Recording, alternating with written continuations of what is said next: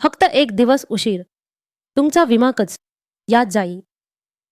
Premium चुकवला तर काय होईल? थांबा. विमा प्रीमियम, इन्शुरन्स प्रीमियम भरायची तारीख चुकलीये.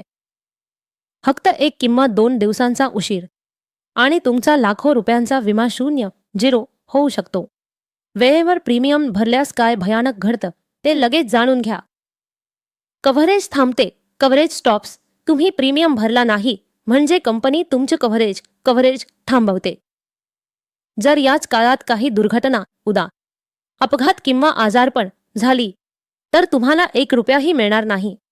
कंपनी तुमचा क्लेम नाकारेल. पॉलिसी लॅप्स होते, पॉलिसी लॅप्सेस. प्रीमियम भरण्यासाठी कंपनी तुम्हाला ग्रेस पिरियड साधारण 15 ते 30 दिवस देते. जर तुम्ही ग्रेस पिरियडमध्येही प्रीमियम भरला नाही तर तुमची पॉलिसी लॅप्स होते. याचा अर्थ विमा करार संपला. नवीन पॉलिसी घ्यावी लागते.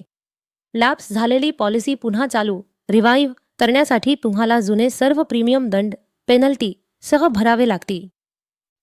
काही वेळा कंपनी नवीन वैद्यकीय तपासणी मेडिकल टेस्ट करायला लावते. जर तुमचा आरोग्याचा धोका वाढला असेल तर नवीन पॉलिसीचा प्रीमियम खूप जास्त होतो.